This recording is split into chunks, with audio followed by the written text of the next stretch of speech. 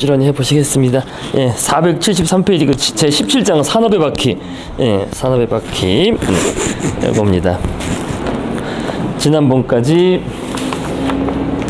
그래서 자본주의 얘기했었고, 그죠? 자본주의. 그러니까 이제 그 우리는 뭐라 그러나 그러니까 일반적으로는 뭐 자본주의하고 산업혁명을 뭐 다 같이 보지만 사실 다른 거죠, 그죠? 저건 그 테마 자체가 자본주의는 사회 조직, 그죠? 사회 조직과 사회 시스템에 대한 얘기고, 이제 산업혁명도 물론 사회 시스템에 대한 얘기지만은 산업혁명은 이제 아무래도 이제 기술적인 부분이 들어가니까요, 그죠? 산업이라는 인더스트리얼, 기술적인, 공학적인 부분이 들어가니까 그렇게 해서 이제 분리를 했습니다. 그러니까 자본주의, 시장경제, 뭐 산업혁명, 산업화 다 비슷한 의미로 말하지만 사실 이제 좀 다른 거죠. 자, 조금. 그래서 지금 이제 여기 473페이지 산업의 바퀴는 이제 결국 그 원자재와 에너지 얘기예요. 그죠? 472페이지에 있는, 그죠? 맨 끝에 이제 밑에서 넷째 줄, 위에서 둘째 줄, 모든 파이에는 원자재와 에너지가 필요하다. 이제 요거에 대한 이야기겠죠. 그죠? 그러니까 자본주의가 무한한 성장을 추구하는데, 그 성장을 하려면은 당연히 그 원자재와 에너지가 필요하다. 이제 그런 얘기가 되겠습니다. 그래서 그것을 공급해 주는 것이 이제 산업혁명이다. 그래서 473페이지 산업의 바퀴 보시겠습니다. 네? 너무 시끄럽죠? 네, 시끄러운데죠. 너무 시끄러워.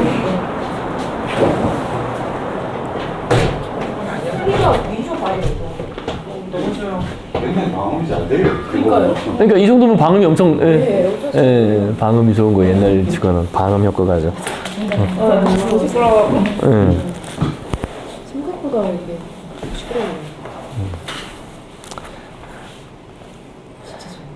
시끄러워요. 현대 경제가 성장할 수 있는 것은 우리가 미래를 신뢰하기 덕분이며, 그죠? 미래에 대한 신뢰의 바탕을 두고 우리가 이제 성장한다. 그 자본주의가 돌아간다는 얘기 했습니다. 그래서 자본주의자들이 이윤을 생산에 재투자할 의사가 충만하기 때문이다.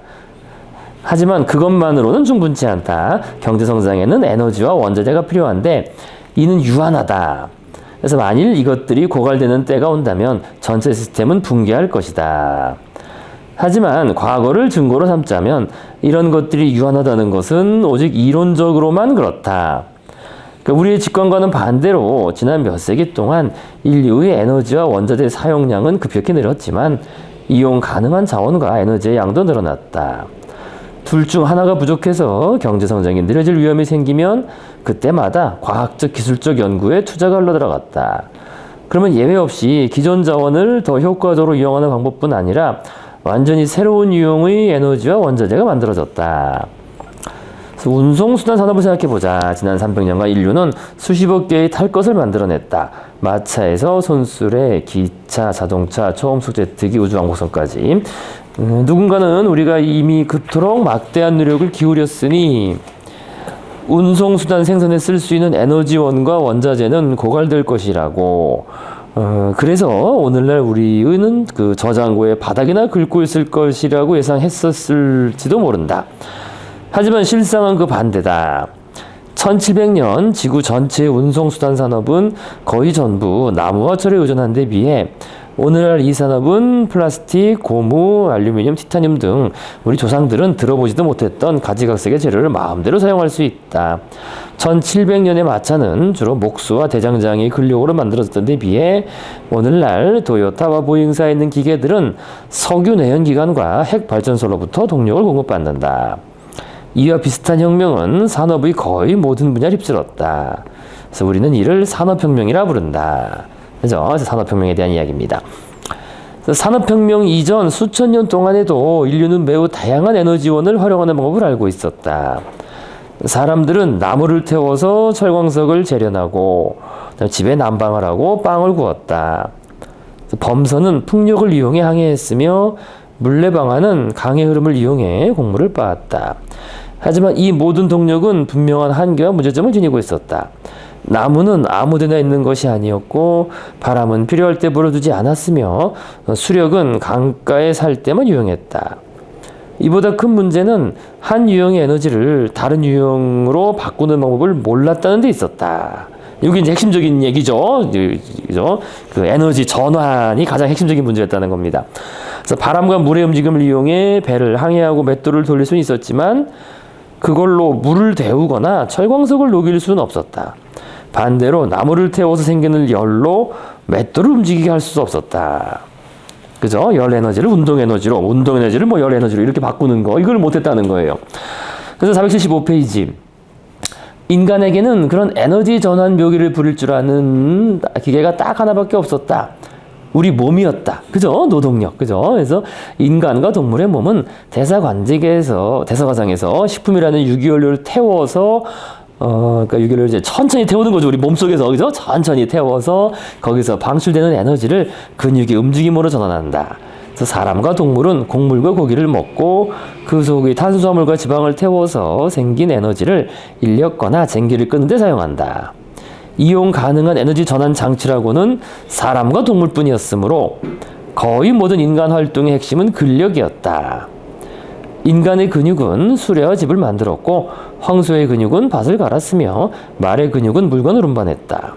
이들 근육 기계의 연료를 공급한 에너지원은 단 하나, 식물이었다. 한편 식물은 태양에서 에너지를 얻었다. 그래서 광합성 과정을 통해 태양 에너지를 포획해서 그것을 유기화합물 속에 저장했다. 역사를 통틀어 인간이 행한 거의 모든 일은 근력을 바탕으로 했고 그 근원은 식물이 포획한 태양 에너지에 있었다. 그죠? 그래서 모든 것이 이제 태양 에너지가 변환된 거였다는 겁니다. 그래서 그 결과 인류의 역사는 두 가지 주요 주기의 지배를 받았는데 식물의 성장 주기와 태양 에너지의 변화 주기, 그러니까 낮과 밤, 여름과 겨울이었다. 그래서 햇빛이 충분치 못하고 밀밭이 아직 녹색일 때는 인간에게 에너지가 거의 없었다. 곡물 창고는 비었고 세금 징수관은 놀았으며 병사들은 이동하고 싸우기가 힘들었다. 왕들은 평화를 유지하는 경향이 있었다. 자, 그러다 태양이 환하게 빛나고 밀이 익으면 농부는 수확을 해서 창고를 채웠다. 세리들은 자기 몫을 거두느라 바빴고 병사들은 근육을 울뚝불뚝 과시하고 칼을 갈았다.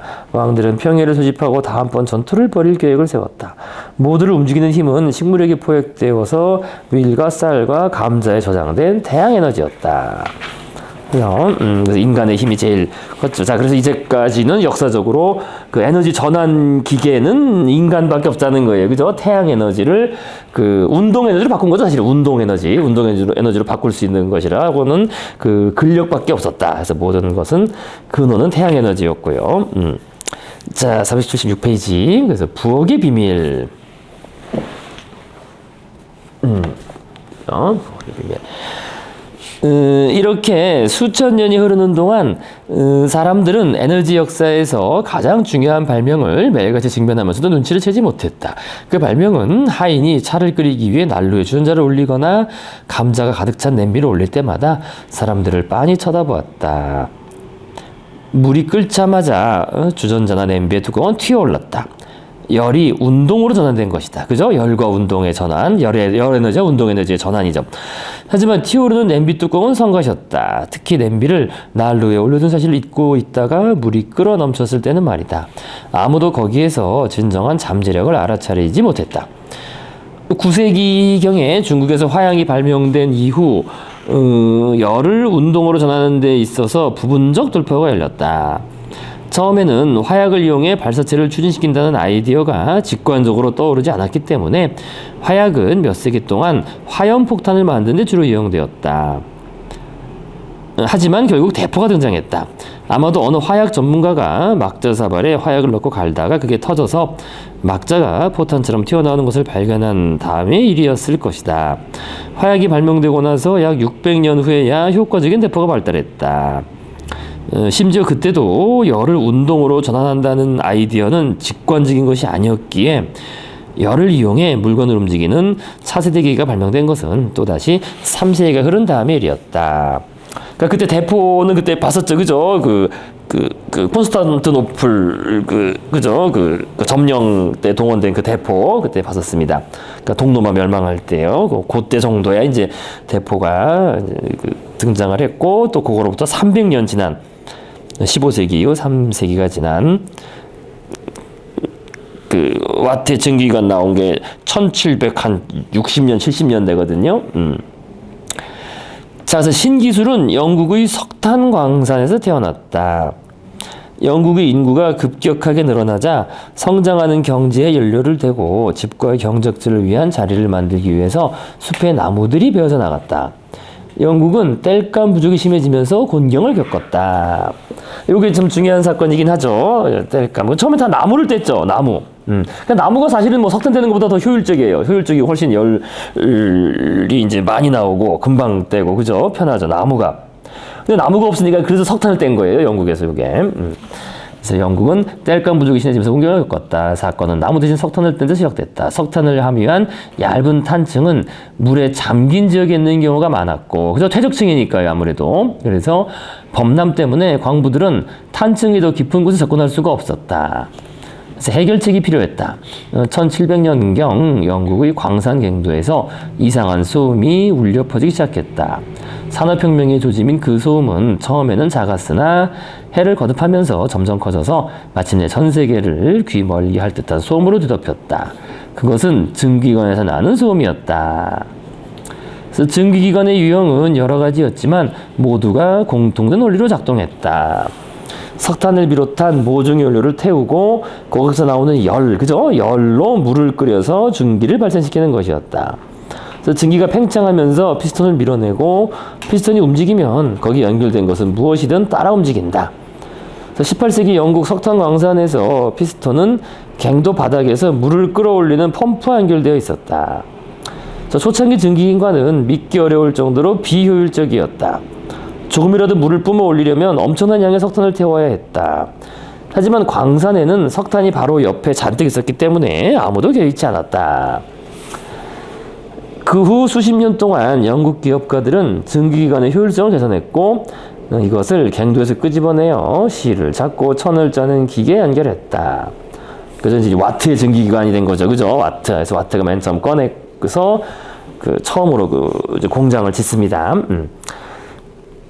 덕분에 섬유 생산의 혁명이 일어나서 싼 값에 점점 더 많은 양을 생산할 수 있게 되었다. 눈 깜짝할 새 영국은 세계의 공장이 되었다. 하지만 이보다 중요한 점은 증기기관을 갱도에서 끄집어내면서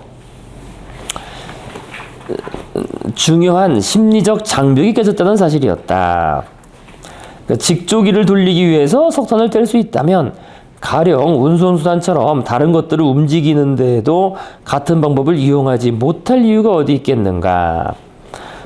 그죠? 이제 열 에너지를 증기 에너지, 열 에너지를 운동 에너지로 바꿀 수 있다면은 운동을 하는 거니까 뭐든지 다 바꿀 수 있지 않겠어요? 그죠? 근데 이게 늦었던 이유는 이 제임스 와트 때문에 그래요. 이게 왜 늦었냐면, 그러니까 그 아이디어는 진작에 당연히 나왔겠죠, 직관적으로. 요게 이제, 그죠? 증기기관. 근데 와트가 증기기관 이제 특허를 땄잖아요. 특허를 따가지고, 이제 특허를 땄으니까 자기가 독점인가요, 독점. 그 기관은 독점이라서, 근데 이제 영국 의회, 항상 그랬어요. 영국 의회 자기 친구들을 동원해가지고, 이걸 독점을 계속 연장했어요. 남들 못 만들게. 네. 그래서 1800년까지 유지가 돼요, 독점이. 그래서 이게 늦어진 아주 유명한 사례예요. 그래서 다른 데 적용을 못한 거야. 적용을 못하고 다르게 개발을 못한 거지. 그 독점권 때문에. 그래서 1800년에서야 비로소 아주 뭐 유례 없는 독점이었어요. 아주 사실 유례 없는 독점이지. 근데 영국 의회가 원래 그래요. 지난번에도 봤지만은 영국 의회는 자기들끼리 아주 이해관계 그 작당이기 때문에 그런 식으로 법을 만들어가지고 다른 사람 못 만들게 해서 1800년까지 못 하다가 1800년 그 독점이 이제 해제되면서 막 적용돼가지고 이제 가장 먼저 나온 게 증기 기관 차인 겁니다. 기차부터 나오기 시작한 겁니다. 기차부터. 자기는 왜 안 하고 있어? 자기는 안 했던 거지, 자기는. 예, 할 필요가 없어요. 이미 돈을 많이 벌어서 할 필요가 없고, 그러니까 그다음부터는 정치하느라고 바쁜 거죠. 그거 이제 유지하고, 그건 관리하고 그런 식으로. 그런 지적인 그게 이제 더 이상 없어지고 하나 하고 나면. 예. 그래서 오늘날에서도 그래요. 오늘날에도 특허권이 그 기술 발전을 촉진하는 게 아니라 기술 발전을 저해한다는 말이 맞아요. 오늘날에도 그렇습니다. 오늘날에도 실제로 그러니까 기업들이 저도 젊을 때지 한 30대 때쯤에 중고등학교 친구들 중에는 기업 연구소 간 친구들 많잖아요. 삼성, LG, 그 당시 LG 반도체 있고 이럴 때. 그러면 일주일에 하나씩 개인이 그 연구원 개인이 일주일에 하나씩 뭐를 그 특허 비슷한 거 그죠? 그걸 내야 되는데 아이디어를. 그 깜짝 놀랐지. 야 일주일에 하나씩 이게 말이 되냐? 근데 그 쉽다는 거예요. 조금만 바꾸면 되니까. 그러니까 좀만 바꾸면 되고, 그러니까 무조건 다 내는 거야, 다. 그러니까 한마디로 다 내는 거지. 근데 왜 다 내느냐? 자기들이 그거를 하겠다는 게 아니라 일단 다 등록시켜 놓으면은 누군가 뭐 비슷한 걸 아이디어 내면 이거 우리 비슷하게 먼저 냈다. 이거야, 이거. 아 실제로 그렇게 지금 엄청 많아요, 지금. 그래서 여러분들 왜 가끔 그 뉴스에서 난 적이 있어요. 어떤 뭐 중소기업에서 뭘 하려고 그러는데 이 대기업이 미리 뭐 아이디어를 내놓은 게 있어가지고 해결이 안 돼서 결국 뭐 실용을 못하 이런 거 무지 많습니다, 그런 게. 실제로 그런 용도로, 그러니까 그 특허나 이런 그 특허청의 그 변리사, 그죠? 사무소에서 내는 특허 출원의 90% 이상이 그 용도라는 거예요. 방어용. 그러니까 포지티브하게 내가 이거를 하겠다라는 용도가 아니라 일단 뭐든지 다 등록해놓고 남이 뭐 하는 게 혹시 걸리면 우리가 하고 아니면 말고 이런 식의 용도로 한다. 그래서 이게 아주 문제예요. 우리가 이 기술 발전에 있어서 특허권이 아주 저해하는 그런 게 되고 있습니다. 실제로 그렇게 작동하고 이제 실제로. 그러니까 나라 단위로도 경쟁을 하다. 맞아요. 나라 단위로 그렇고.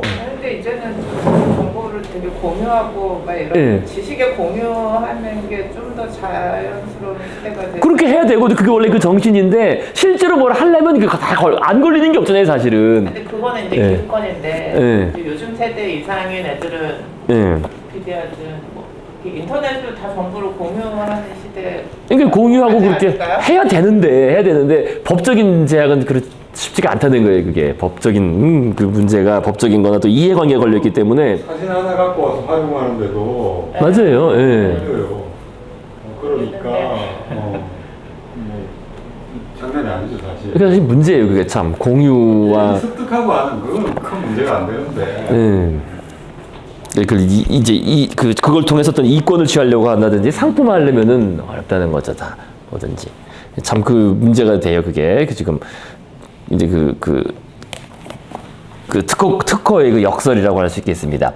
오히려 특허를 줌으로써 그 독점권을 보장함으로써 사람들이 다 그럼 계속 뭐 새로운 아이디어를 내라 이렇게 권장할 목적으로 시작이 됐는데 특허를 보장이 근데 오히려 그것이 역기능해서 그거를 저해하는 그죠 새로운 아이디어나 창의적인 발전 그다음에 뭐 실용적인 적용을 저해하는 식으로 사실 그 시작점이 이미 와트부터 있던 거예요. 와트부터 그런 거 이미 그 시작점부터 그거 다 해놓으면은 자기가 좀 되니까 다 막았던 거지. 어쨌든 그래서 이 아이디어가 이 진작에 있었죠. 그 왜 없었겠어요. 이 증기기관, 증기 때면 다 뭐든지 다 돌릴 수 있으니까. 근데 그거를 그렇게 그러니까 와트가 한 이후에 한 20, 30년 동안 못 하다가 1800년 이후부터 이제 그 풀리면서부터 사람들이 이리저리 막 해가지고 번져 나온 게 이제 제일 대량으로 적용된 게 증기기관 차인 겁니다. 증기기관 차.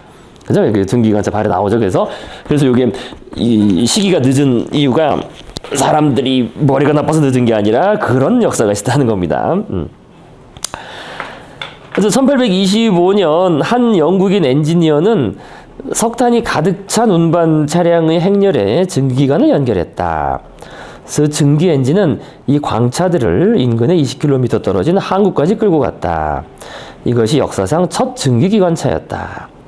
그래서 만일 증기를 이용해 석탄을 운반할 수 있다면 다른 물건은 왜 안 되겠는가? 그러니까 사람은 왜 안 되겠는가? 그래서 1830년 9월 15일 리버풀과 맨체스터를 잇는 최초의 상업철도가 영업을 시작했다. 그래서 리버풀하고 맨체스터가 사이가 안 좋죠. 서로 맨날 축구만 하면서 서로 싸우고 이게 바로 이게 그죠? 유명한 조지 스티븐슨의 그죠? 최초의 증기기관차. 그래서 스토튼 달리탄 구간 그다음에 이렇게 해가지고 리버풀 맨체스터. 그래서 요거를 운행했던 그 기차 이름이 로킷이었어요. 로킷. 그죠? 로킷. 이름을 붙인 거죠. 로킷이라고. 그러면서 이제 아주 중요한, 여기 안 나오죠? 여기는 안 나오는데, 그러면서 아주 중요한 일이 발생했죠. 단순히 석탄이 아니라 이제는 이 철강, 이게 이제 가장 큰 핵심적인 산업이잖아요. 그죠? 그러니까 이게 철로를 깔아야 되니까 철로. 그죠? 철로 의해서만 효율적으로 움직인다. 그러니까 처음엔 나무를 깔았는데 나무는 금방 부셔지잖아요. 이게 석탄이 무거우니까. 그래서 철을 깔았는데 철이 자꾸 뭐 뭉개지고 하니까 철을 그쪽 관련 연구가 또 급속히 진행되면서 이제 철강 산업이 이제 그 유럽의 패권의 그 시작이 된 거죠, 사실은. 그죠? 그 철이라는 게. 그래서 철로를 위한 철강 산업이 정말 급속히 발전하면서 그러면서 식민지에서도 이권 중에 제일 큰 게 철로 건설입니다. 그죠. 철로, 그 다음에 철강 산업. 근데 결국 철강 산업은 쉽지 않은 거잖아요. 그죠? 우리나라도 사실은 포항제철을 만들면서부터 된 거지. 그거 없었으면 아무것도 안 된 거죠. 그러니까 철강이 없는 나라는 제조 강국이 될 수가 없어요. 그러니까 인도가 제조 강국이 못 되는 이유가 철강 공장이 없어요. 거의. 저 산업이 작은 거지. 포스코가 하나 큰 거 세워줬잖아. 아니, 들어가려다가 아직도 못 세웠을걸요? 걔네는 그 땅을 보상해야 되는데, 그 땅을 보상하는데 소송이 뭐 한 30년씩 걸리니까, 30년씩. 그 장난이 아니에요, 그게 소송이. 산업의 쌀이라는 게 맞는 말. 철강이 산업의 쌀이라 그래. 그래서 인도는 그거를 못해서, 철강소를 못 져가지고, 그러니까 자기도 지으려고 이제 한 거죠. 한데, 아직 못 줬다. 아니, 그럼 못 줬더니 그러니까 이해관계가 얽혀 있어가지고 쉽지가 않아요. 그 인도는 원래 사회주의 국가였기 때문에 여러 가지로 그게 안 돼요. 제도적으로 안 돼가지고 안 된다고. 그래서 철강이 이제 산업의 쌀이고 제철소를 지어야만. 그 제철소 없는 나라들은 산업 강국이 될 수가 없는 거잖아요. 그죠? 지금까지 뭐 제철소 사실 전 세계 제철소 벗어서 있는 나라들이 몇 나라 없어요, 의외로. 그죠? 영국. 그 다음에 이제 독일이 이제 막 지은 거고. 러시아도 제철소가 별로 없었던 거 아니에요, 사실은 따지면은. 나중에 좀 생겼지만은. 러시아도 사실 미국. 그렇게 따지면 후진. 그렇죠. 후진 농업 국가라잖아요, 원래. 그 제철소 있는 나라 별로 없다니까요. 일본. 제조 2차를 하고 네. 그냥 바로 서비스. 바로 서비스로 넘어간다는 게 이제 그게 이제 인도의 길이라 그래서 갈 수 있다고 하지만 쉽지가 않죠. 인도는 기업이나 이런 것들이 대부분 가족 기업이래요. 가족밖에 없죠, 가족. 예, 그러니까 이게 새로 다른 사람이 진입해 들어가거나 그게 굉장히 힘들잖아요. 딱 이렇게 거기 또 카스트로 묶여 있으니까. 그 카스트 크죠. 그 계층에 속하는 사람들의 가족들이 인도의 대부분 대기업을 다 쥐고 있는 상황이라서 그 속에 들어있지 않은 사람들은 진입 자체가 굉장히 힘들다고. 자, 그래서 스타트업 이런 건 많잖아. 근데 이게 실물 기반이 아니에요. 그렇죠. 예. 실물 기반이 아니고 이제 미국의 하청 소프트웨어나 조금 하고 있고 그런 건데 쉽지가 않죠. 그러니까 제조 기반이 없으면은 이게 어려운 겁니다. 자, 그래서 철강까지 이제 그죠? 석탄, 철강 다 그렇게 딱 이제 세트가 되는 거죠. 세트화가 마련되는 거죠. 예. 예. 석탄 산업, 그다음에 철강. 자, 열차를 움직인 것은 이전에 물을 뿜어내고 직조기를 움직였던 증기력이었다. 이후 불과 20년 만에 영국에는 수만 킬로미터의 철도가 놓였다. 그래서 이것도 지난번에 이제 말씀드린 것처럼 이때 이게 또 이제 엄청나게 그 투자 붐이 일어나요. 투자 붐. 그러니까 철도 회사 그러면 그 당시 이제 최첨단 벤처가였던 거지. 철도 회사 뭐 주식을 판매한 그죠 공모한다 그러면 사람들이 다 이제 돈 밀어넣는 거예요. 철도 붐이 일어나고. 그 영국에서는 그 철도 붐이 있었고 또 운하 붐이 있었어요. 영국. 근데 영국 운하가 의외로 많아요. 운하들이 운하 붐. 그 철도 말고 운하가 그래도 뚫을 수 있다면은 배로 이렇게 운반하면 또 큰 화물을 운반할 수 있으니까 석탄을. 예, 그래서 철도 붐, 운하 붐 그런 걸 통해서 영국이 큰 그 자본을 자기네 자체로 자본을 모아서 산업적으로 투자가 되고 이제 그 힘을 얻은 거죠, 사실은. 다른 데는 없었던 그런 거죠. 이때부터 사람들은 기계와 엔진이 한 유형의 에너지를 다른 유형의 에너지로 바꾸는 데 사용될 수 있는 아이디어에 사로잡혔다. 이게 이제 핵심적인 겁니다. 그래서 에너지 전환, 그죠? 그래서 세계 어느 곳에 있는 어떤 형태의 에너지든 우리가 알맞은 기계를 발명할 수만 있다면 우리에게 필요한 어떤 일에든 사용할 수 있었다. 가령 물리학자들이 원자에 엄청난 양의 에너지가 저장되어 있다는 사실을 깨달았을 때 이들은 고민하기 시작했다. 어떻게 하면 이 에너지를 끌어내어 전기를 생산하고 잠수함에게 동력을 제공하고 도시를 멸절시켜 사용할 수 있을지를. 그죠? 이게 이제 원자 에너지.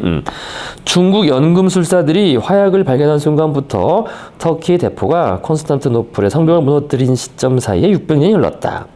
그런데 아인슈타인이 모든 종류의 질량은 에너지로 전달될 수 있다. 그죠? 이것이 E = mc 제곱의 의미다.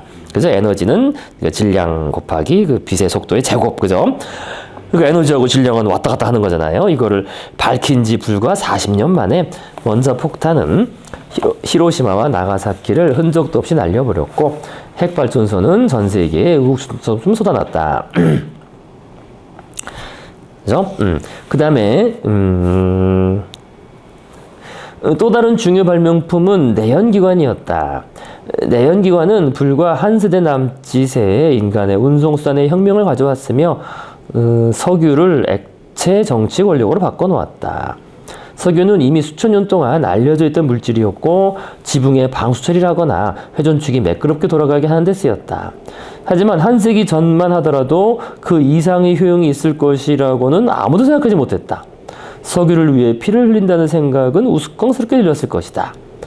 땅을 놓고 혹은 금이나 후추, 노예를 두고 싸울 수는 있지만 석유라니, 그죠? 석유 이거 아무것도 쓸모없는 그런 검은 액체였는데 이것이 엄청난 그죠? 그 정치 지형, 세계 경제, 세계 정치를 아주 뒤흔들어 놓은 게 됐습니다. 전기의 행적은 이보다 더욱 놀랄만하다. 2세기 전에 전력은 경제에 아무런 역할을 하지 못했고 기껏해야 신비로운 과학실험이나 값싼 마술기구에 사용되었을 뿐이었다. 하지만 1년의 발명이 이어지자 전력은 도처에 존재하는 램프 속의 거인이 되었다.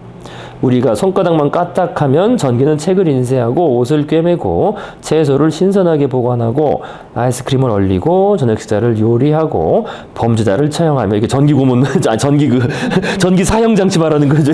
전기 사형 장치 미국에서 있었던.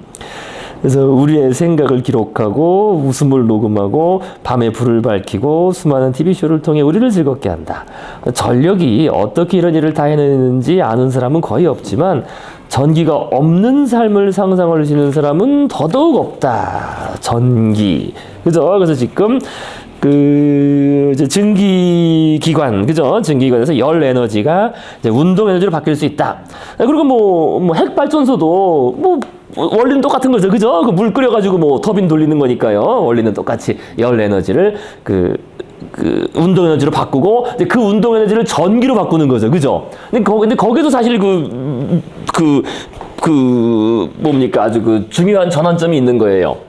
그죠? 그러니까 열 에너지를 끓여서 운동 에너지로 바꾸는 것까지는 됐는데, 그렇잖아요? 끓여가지고 증기기관, 터빈 돌리고, 증기기관차 돌리고, 증기선, 이렇게 바퀴 달리는 그 증기선, 그죠? 그 돌리고 그건 됐는데, 이제 그 돌리는 거를 다시 전기 에너지로 전환하는 거. 그건 또 다른 문제죠. 그죠? 그걸 이제 해낸 사람이 마이클 패러데이예요. 이름은 들어보셨죠? 그죠? 패러데이, 우리 이 법칙회사, 그죠? 오른손 법칙, 왼손 법칙 나오잖아요. 그죠?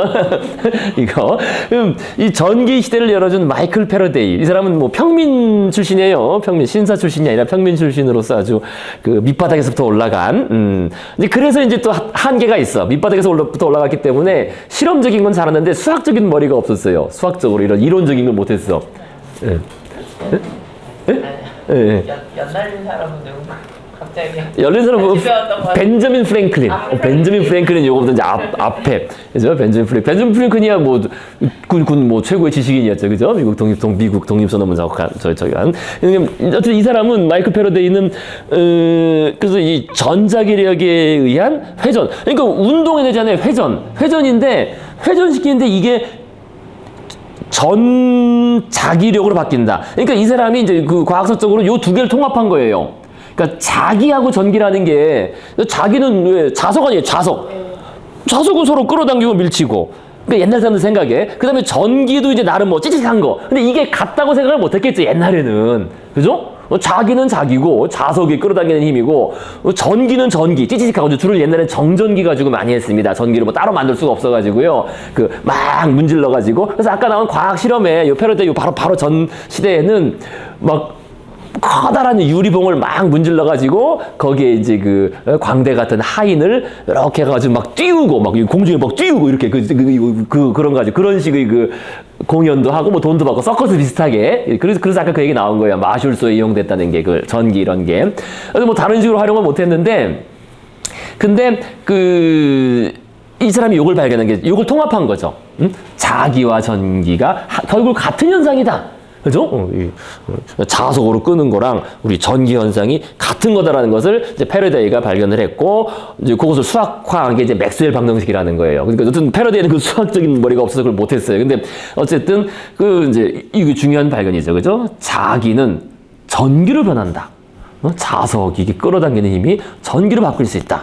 그래서 그런 실험을 해가지고 결국 전자기 유도의 원리를 이용해서 이제 결국 전자석을 만든 거죠. 그래서 역학적 에너지를 전기 에너지로 바꾸는 장치인 발전기를 만들었습니다. 결국 발전기를 먼저 만들었죠. 일종의 모터를 만든 거죠. 모터를 바꾸면 거꾸로 하면 돌리면 발전기가 되는 거니까요. 그래서 그러니까 역학적인 이거 돌리면은 전기가 나온다는 건지 그거를 만들어낸 거예요. 돌리면은 자기자기 형성되면서 이제 그것도 전기를 만들 수 있다. 그래서 그거를 이 패러데이가 유명한 강연이 있어요. 왜 크리스마스 강연 등등 해가지고 패러데이는 대중과학 강연. 그래서 공개적으로 영국 지식인들 모아놓고 항상 강연을 했는데 과학 이제 이런 뭐 새로운 발견을 소개하고 이론을 소개하고 그랬는데요. 그것을 이제 자기가 만든 이 발전기를 시연하니까 이제 당시 영국 수상들이 이제 와서 보는 거죠. 다 의회 다 그런 사람들 다 같은 그예요, 그죠? 근처에서 와가 보고서 야 흥미롭게 보았습니다. 그런데 이것을 뭐에 쓰냐요, 나중에 그죠? 뭐에 쓰냐 그랬더니 이제 패러데이가 각하께서는 나중에 이것으로 뭐 세금을 거둘 수 있게 될 것이다. 이런 비슷한 말을 했다고 전합니다. 뭐 어느 정도 생각했는지 모르지만 여기 어쨌든 뭐 실현이 됐죠. 결국에는 그죠?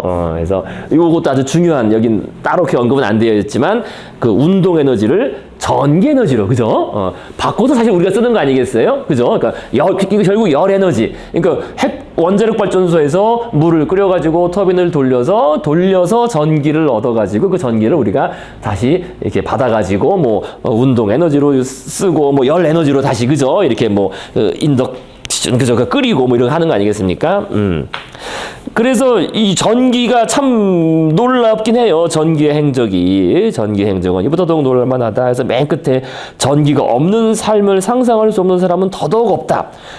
사실 이게 그런데 이 중에서 그러니까 전기하고 연결되지 않은 게 없습니다. 그죠? 오늘날. 근데 사실 가장 위험한 연결이 한 가지가 있어요. 가장 위험한 연결. 그게 뭘까요? 가장 위험한 연결.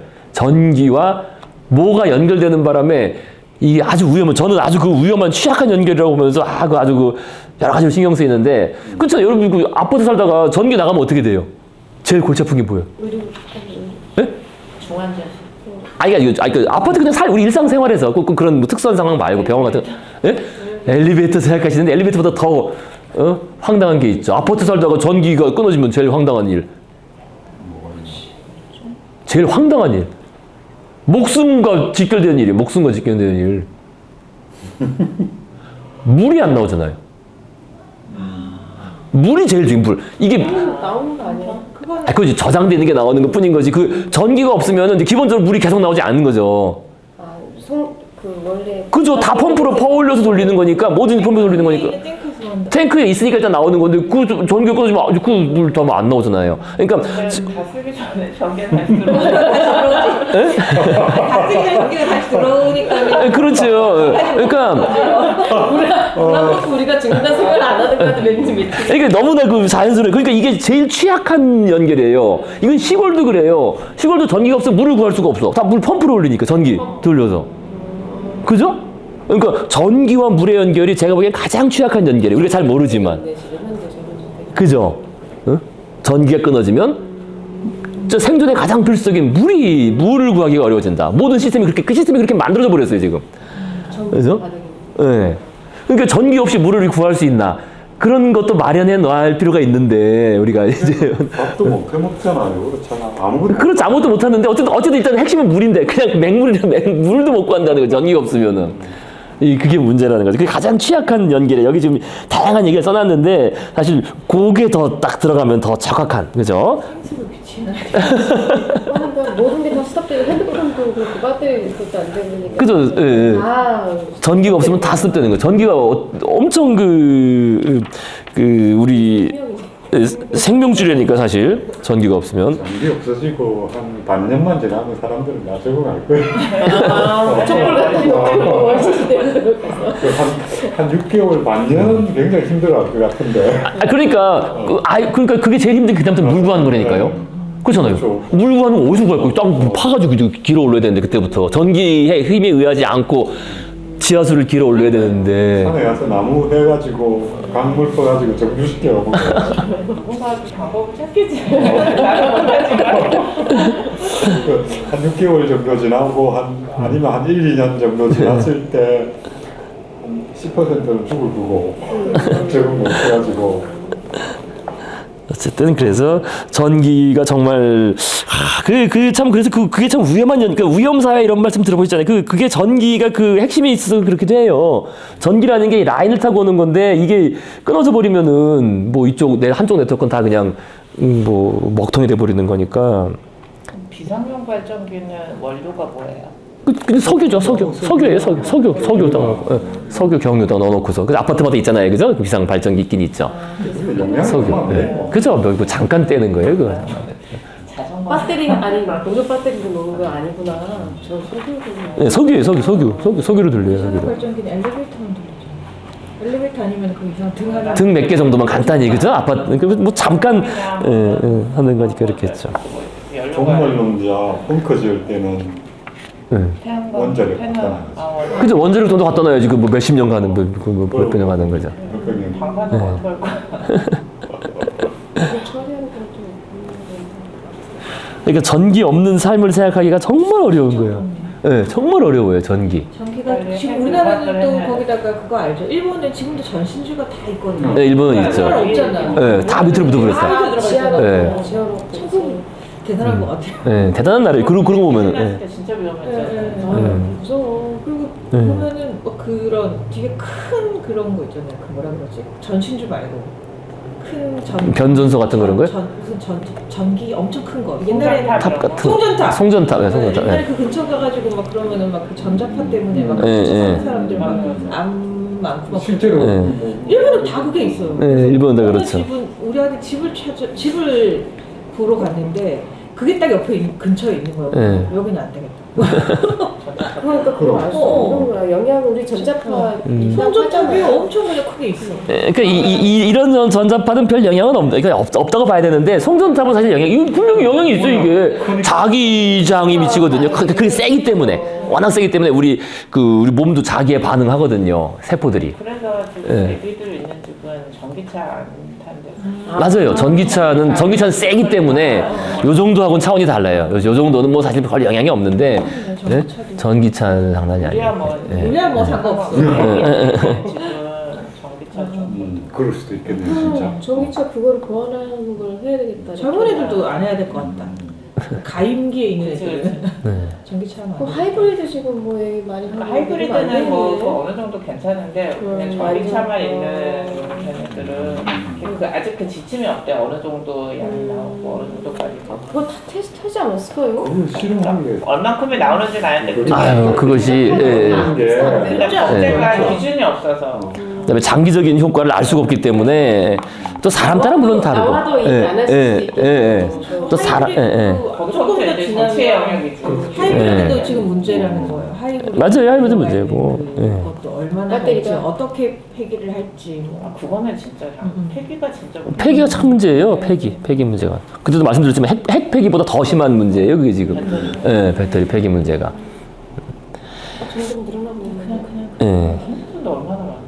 네. 그것도 유효한 거잖아. 그러니까 가솔린이 나중에 전에는 괜찮겠지. 나 죽기 전에 괜찮아. 그러니까 태양의 에너지를 받아서 그래서 달리하는 그거를 나중에. 저번에도 한번 이야기했지만 예. 석유 30년밖에 안 남았다라고 한 게 한 개.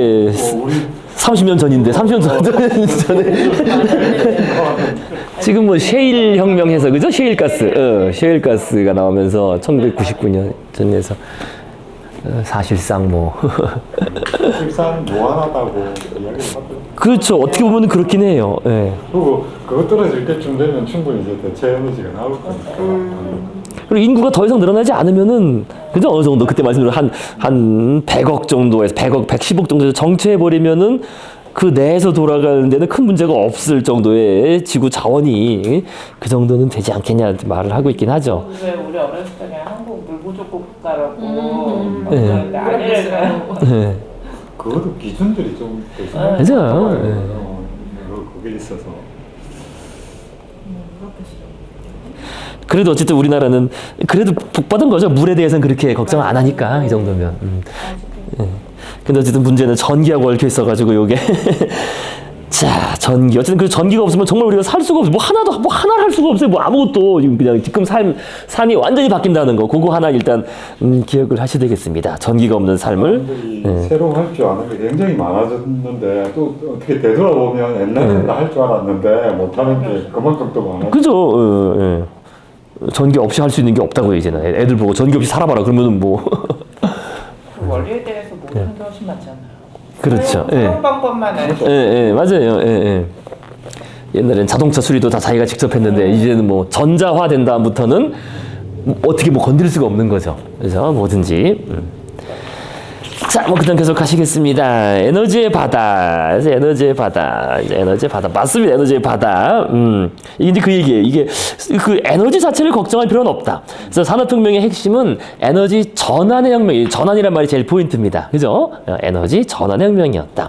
우리가 사용하신 에너지에는 한계가 없다는 사실을 산업혁명은 되풀이해서 보여줬다는 거예요. 이게 맞는 거예요. 그러니까 좀 더 정확히 말하자면 유일한 한계는 우리 무지뿐이라는 것을 보여주었다. 그래서 불과 몇십 년마다 새로운 에너지원이 발견되었고 그 덕분에 우리가 사용할 수 있는 에너지의 총량은 계속 늘었다. 근데 여기서 이제 새로운 에너지원이 발견됐다 그랬는데 하나가 빠졌어요. 그러니까 뭐가 빠졌냐면은 그러니까 쉽게 말하면 거리.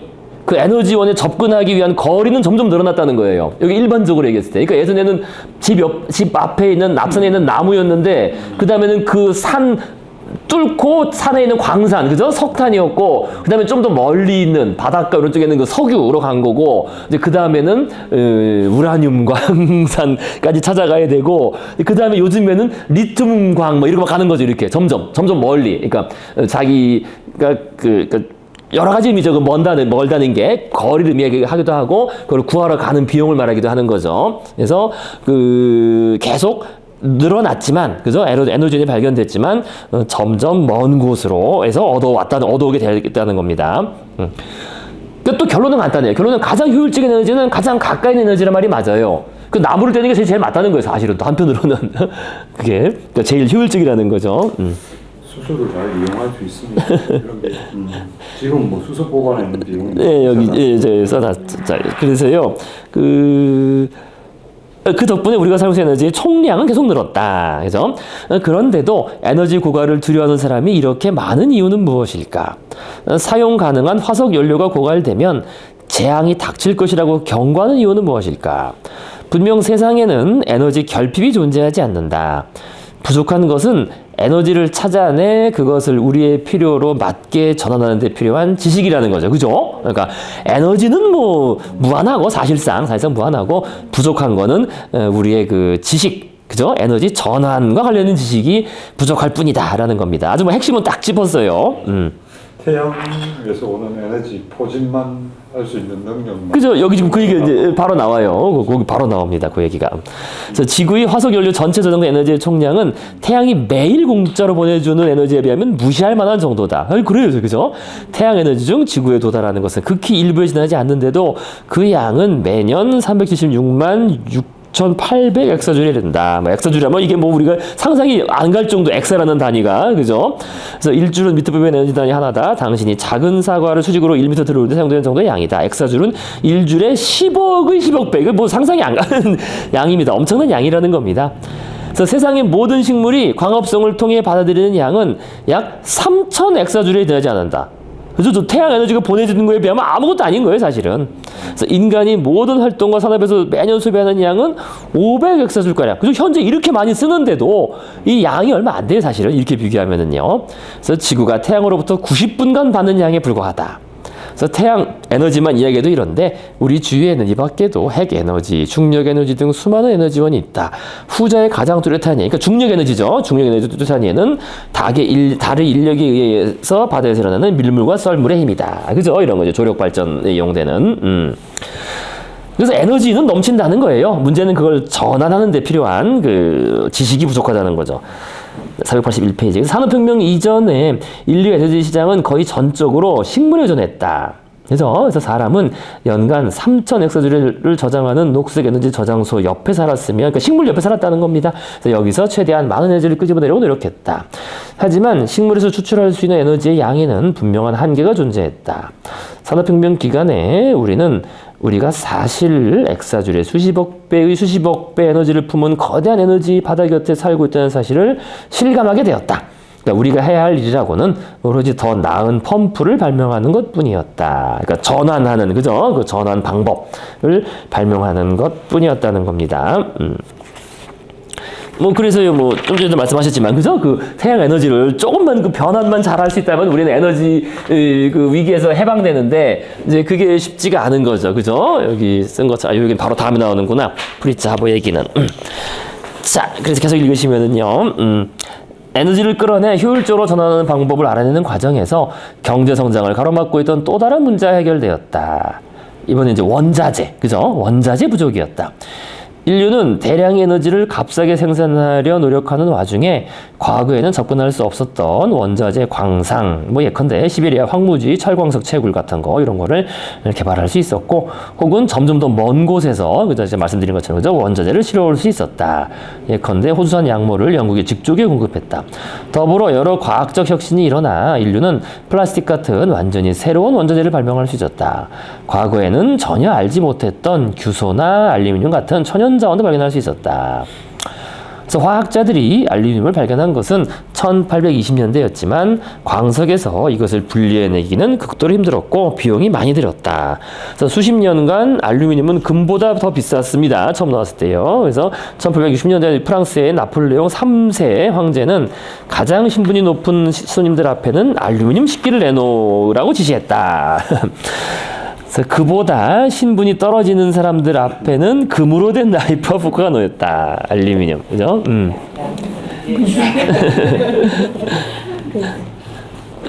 타임머신 타고 와서 놀래겠다. 하지만 19세기 말 화학자들이 막대한 양의 알루미늄을 값싸게 추출하는 방법을 알아냈고, 오늘날 연간 총 생산량은 3천만 톤에 이른다. 만일 나폴레옹 3세가 자기 백성의 후손들이 샌드위치를 싸거나 남은 음식을 가져갈 때 값싼 알루미늄 호일을 사용한다는 이야기를 들으면 정말 놀랄 것이다. 그죠? 알루미늄 생산에 전기가 또 많이 들죠. 알루미늄 생산에 전기가 엄청 많이 들어요, 알루미늄은. 2000년 전 지중해 연안 주민들은 피부 건조증이 세릴 때면 손바닥에 올리브 기름을 칠해서 문질렀다. 오늘날 사람들은 핸드크림 팁을 연다. 다음은 내가 동네 가게에서 사온 평범한 핸드크림의 성분 목록이다. 그래서 타렴수, 스테아르산 뭐 읽지 않겠습니다. 이거 쫙 이게 다 이렇게 막 써 있어요, 그죠? 엄청 많아요, 이 성분이. 그러니까 그 문단 맨 끝에 거의 모든 성분이 지난 2세기 동안 발명된거나 발견된 것이다. 이런 식으로. 아주 새로운 물질들, 새로운 합성 물질들. 제1차 세계대전 중 독일은 봉쇄를 당해 심각한 원자재 난을 겪었다. 특히 화약을 비롯한 폭발물의 연료가 되는 초석이 부족했다. 가장 중요한 초석산지는 칠레와 인도에 있었고 독일 내에서는 전혀 생산되지 않았다.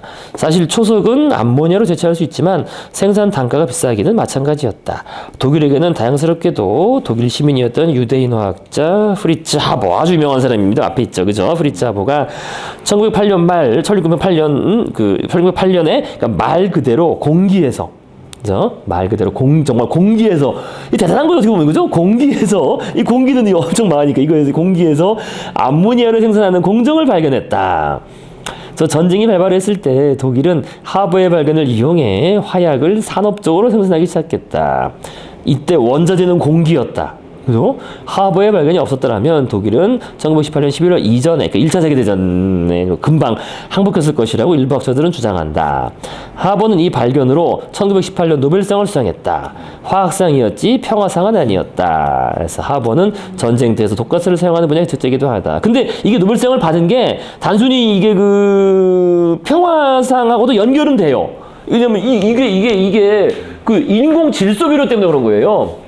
예, 비료. 그것 때문에 이제 이 굶주리면서 해방, 사실 그래서 요 딱 붙어 이 사람. 정말 유명한 사람이거든요. 유명하고 또 말도 많고. 저도 뭐, 작년에도 저 아이가 또 이 사람 가지고 뭐 발표문 막 만들고 하더라고요. 이제 과학의 그 야누스, 그죠? 양면적인 그 측면. 그러니까 제목이 딱 이거 이 사람. 그러니까 공기로 빵과 폭탄을 만든 사람이라는 거예요. 딱 맞는 거죠. 그 빵을 어떻게 만들어 놓냐? 그 인공 질소 비료, 그죠? 공기로 인공 질소 비료를 대량 생산을 가능하게 하여 인구 증가 때문에 식량 부족을 겪지 않게 사실 이런 거 인공 질소 비료. 그러니까 빵을 만드는 거잖아요. 근데 다른 한편으론 또 그걸로 그 폭탄을 만든 거죠, 그죠? 폭탄을 만든 겁니다. 그래서 어쨌든 이 사람은 그래서 그 빵을 만들었다는 그런 게 이제 인정받아가지고 그래서 그걸 받은 겁니다. 근데 나중에 전쟁 끝난 다음에 이게 독가스 만들고 이런 거에 해가지고 노벨상을 취소해야 된다 해가지고 이 사람 이름 치면은 그 뒤에 딱 그게 먼저 나와요. 그 구글에서 노벨상 뭐 취소 뭐 이런 게 먼저 나오는데 취소된 적은 없는데 이제 오늘날 이제 그렇게 막 얘기한다는 겁니다. 그때 말씀드렸잖아요. 1차 세계대전은 서로 그 참호전이니까 딱 여기 버티고서 이걸 어떻게 극복할 거냐? 그냥 가스 확 뿌려서 확 죽여버리고 가는 거죠. 그래서 그 독가스를 만드는 사람입니다. 독가스를. 오히려 그게 사람을 덜 죽였을 수 있어요. 참호전이라는 게 지루하고 그냥 그래서 병 걸리고 그냥 그죠? 완전 병 걸리고 피곤하고. 안에 발에 동상 걸리고 그래서 맞아요. 그 실제로 총 맞아 죽은 사람보다 오히려 더 그죠? 그런 병 걸려 죽고 이런 게 더 많죠. 식량 부족에 등등. 어떤 의미에서 인류 역사에 있어서 하버라는 사람이 인류의 기여를 한 측면에서 보면 거의 뭐 한 세 번째 정도에 들어갈 정도의 맞아요. 이게 엄청난 거예요. 이거. 비료를 만들어서 생산량이 극도로 증가를 하거든요. 그래서 인구도 그거에 맞아요. 그게 없었으면은 이 당시 인구가 이제 전 세계 인구가 한 10억 정도밖에 안 됐는데 1차 세계대전에 10억 정도밖에 안 됐는데 그 다음에 2차 세계대전 때 20억으로 늘어났거든요. 10억, 20억. 지금은 이제 80억 됐는데 그거를 버티는 건 사실 이것 때문이거든요. 인공 질소 비료. 그죠?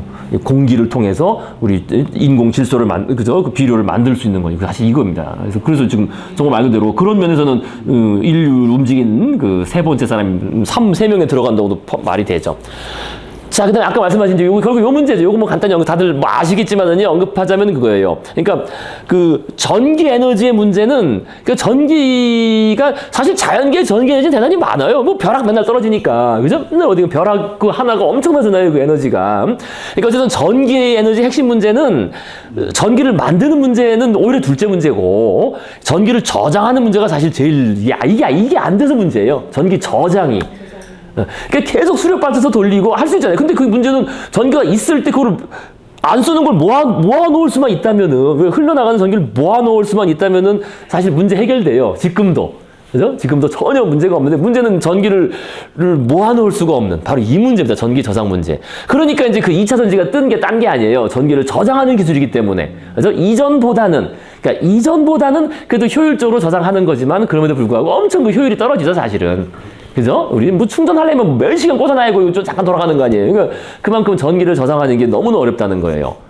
그것도 뭐 리튬 뭐 이런 식의 또 그죠? 그런 게 있어야 되니까 사실은 더 비용이 많이 드는 거죠. 그래서 결국 핵심은 이겁니다. 전기 저장의 문제. 요것만 해결하면은 전 세계에 떨어지는 벼락만 가지고도 전기 다 돌릴 수 있어요. 실제로. 100% 저장한다면은. 그렇잖아요. 지금도 아마존 이런 데서 계속 벼락 치고 있을 거 아니에요. 그죠? 하늘에는. 그러니까 그거를 그대로 받아서 저장만 할 수 있으면 우리 발전소 돌릴 필요 없습니다. 저장했다가 꺼냈으면 되니까, 그때. 근데 그게 안 되니까. 그래서 결국 이 문제도 전기 자동차니 뭐니 다 결국 이 문제예요. 그죠? 그러니까 전기를 저장하는 데 드는 에너지가 더 많이 든다는 거야. 그러니까 저장된 전기를 사용해서 얻는 그 에너지, 우리가 쓰는 에너지보다 그거를 저장하기 위해서 에너지가 더 들어가요. 실제로 그렇잖아요. 그 배터리 만들고 리튬 캐러 가야지 또 그거 뭐 해야지 그 만드는, 그죠? 또 발전소 돌려가지고 거기다 전기 집어넣어야지 그 에너지가 실제로 다 계산해 보면 더 든다는 겁니다. 그게 사실 문제예요, 이게. 그래서 안 되는 겁니다. 그죠? 이게. 그러니까 그 어쨌든 효율성을 증가시켜야 되는데 효율이 너무나 떨어져요, 현재로도. 현재 향상됐다고 하더라도. 전기 저장 문제. 자, 그 다음에 뭐, 아니 계속 연구는 하고 있어요. 연구는 하고 있는데 이게, 주식이 엄청 예, 그렇죠. 저장 효율이 조금만 늘어나도 엄청난 거니까. 조금만 늘어나도. 예, 그래서 효율을 늘리는 문제죠. 전기 저장 효율. 예. 거의 예. 시대 사실 이런 데 내가 어마어마한 배터리 하나 씌워놓으면 안 되나? 그 배터리가 참 그 문제, 배터리, 전기, 저장.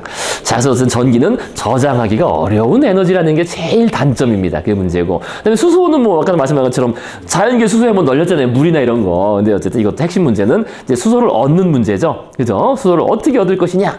그러니까 물을 산소와 수소로 분리하는 문제인데 이것도 뭐 간단하죠. 그죠?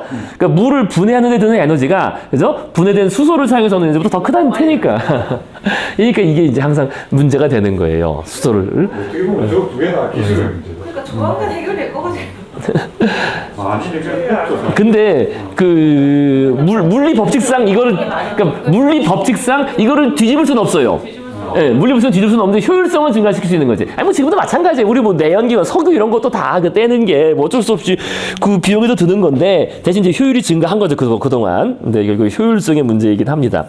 비용 전기를 만드는 데 들어가는 돈은 예, 예. 이제 그 문제가 되겠습니다. 483페이지 컨베일러 벨트 위에서의 삶 이렇게 되어 있습니다. 산업혁명은 값싸고 풍부한 에너지와 값싸고 풍부한 원자재라는 전대미문의 조합을 내놓았다.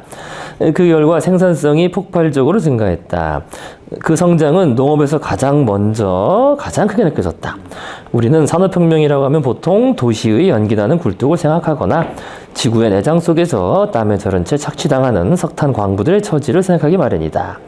하지만 산업혁명은 무엇보다 제2차 농업혁명이었다. 이거 아주 뭐 중요한 포인트이긴 합니다. 2차 농업혁명.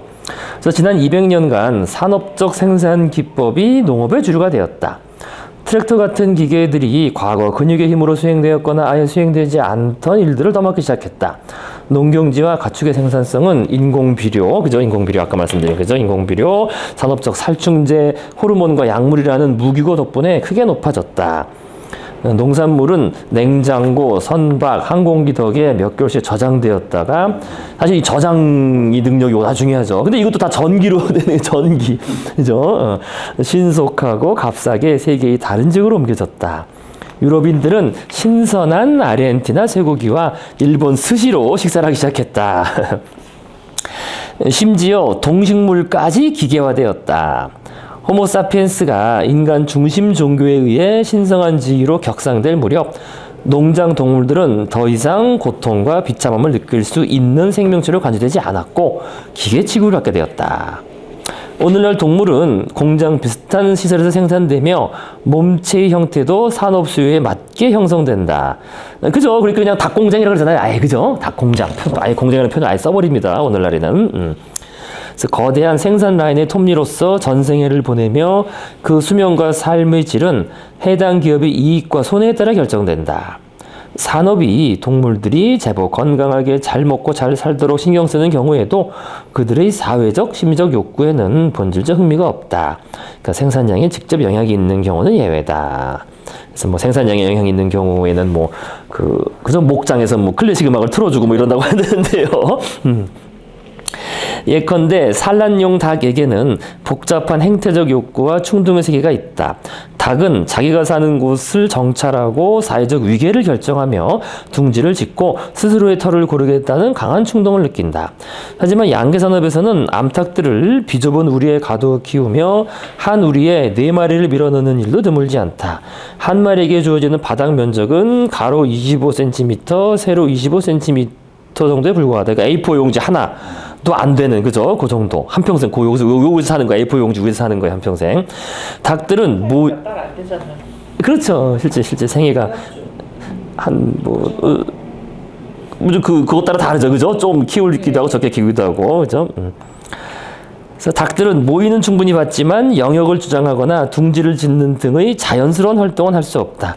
사실 우리가 너무 좋아서 날개를 펴거나 똑바로 설 수조차 없다. 돼지는 포유동물 중 가장 지능과 탐구심이 뛰어난 축에 속한다. 이를 능가하는 동물은 유인원뿐이다. 하지만 산업화된 돼지 농장의 축사는 너무 비좁아서 돼지가 몸을 돌릴 수조차 없다. 그러니까 걷거나 먹이를 구하러 다니는 것은 말할 나위도 없다. 암돼지는 출산 후 4주 동안 밤낮으로 이런 우리에 갇혀 있다. 그 후 새끼들은 살을 찌우는 비육이 되기 위해 어디로 옮겨지고 암돼지는 다음번 새끼를 임신한다. 많은 젖소는 생애의 거의 대부분을 비좁은 울타리 속에서 자기가 싼 대소변 위에서 서고 앉고 잠을 보낸다. 기계 장치가 이들에게 사료와 호르몬, 약품을 공급하며 또 다른 장치가 몇 시간마다 계속 우유를 짜낸다. 그 기계들 사이에 낀 암소는 원자들을 받아들이는 입과 상품을 생산하는 저통 이상의 취급을 받지 못한다. 복잡한 감정 세계를 지닌 살아있는 동물을 마치 기계처럼 대하는 것은 그들에게 육체적 불편뿐 아니라 그에 못지않은 스트레스와 심리적 좌절을 안겨준다. 그래서 대서양 노예 무역이 아프리카인을 향한 증오의 결과가 아니었던 것처럼 현대의 동물 산업도 악의를 기반으로 출발하는 것이 아니었다.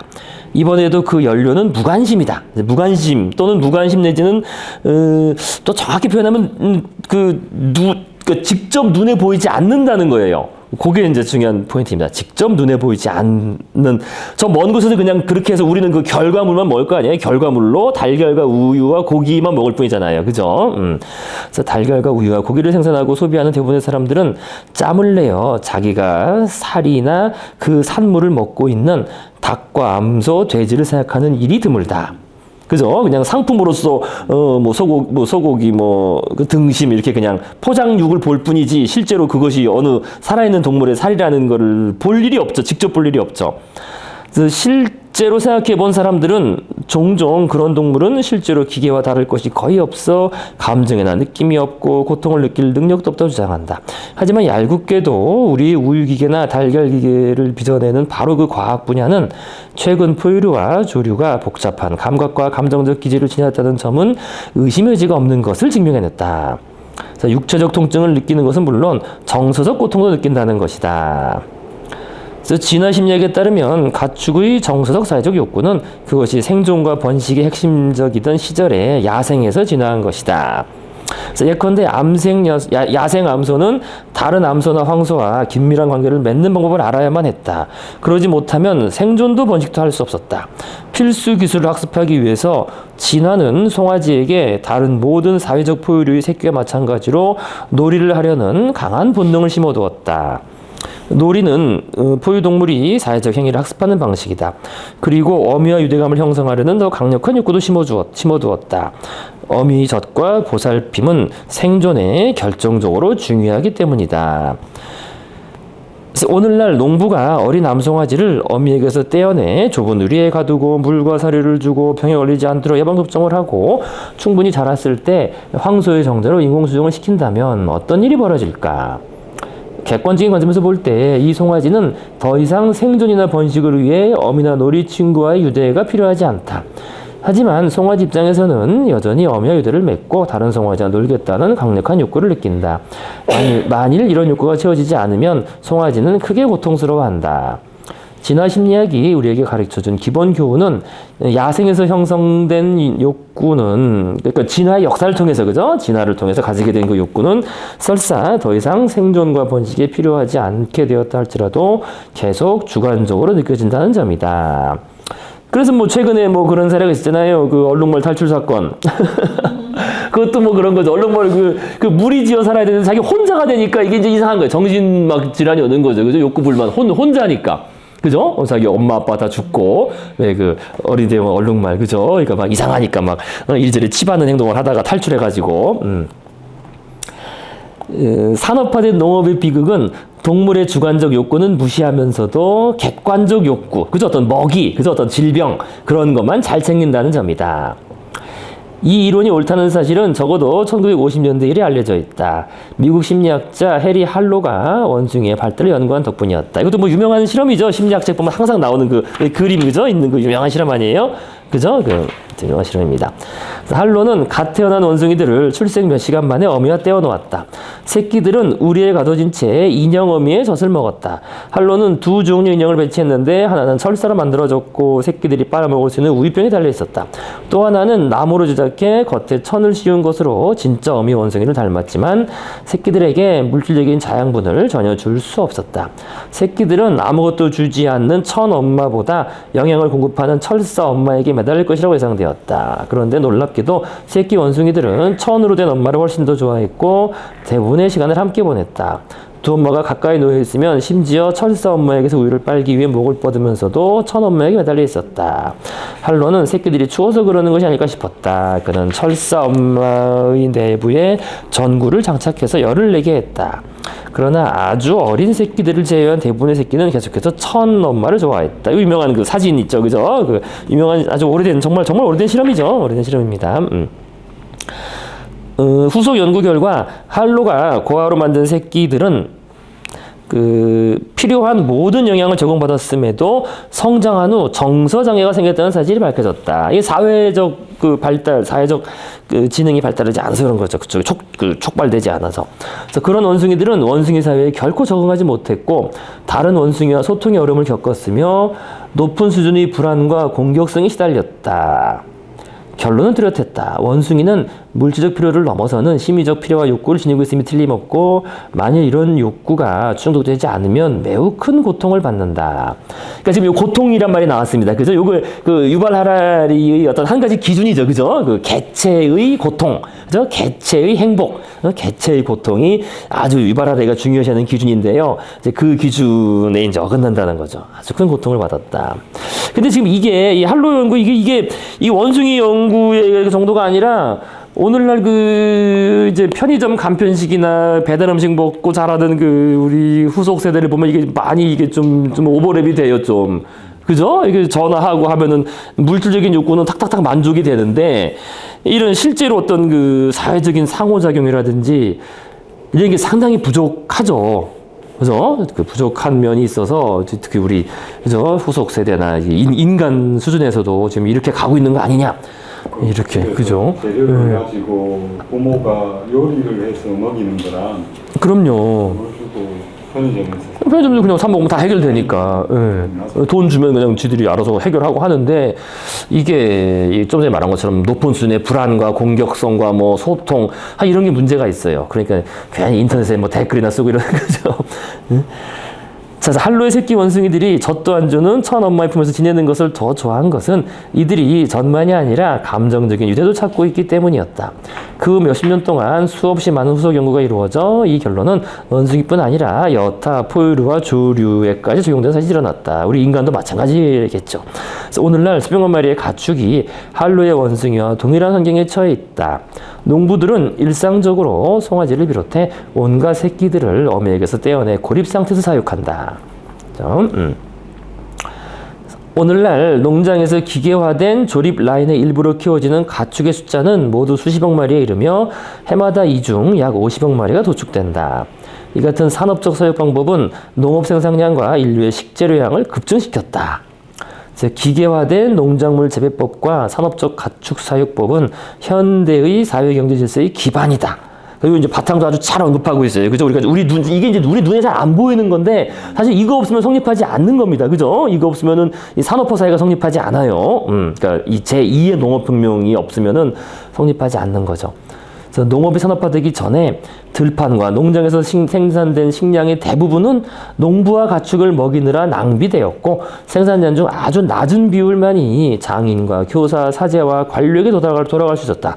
그 결과 거의 모든 사회에서 농부가 차지하는 비율은 90%가 넘었죠. 그죠?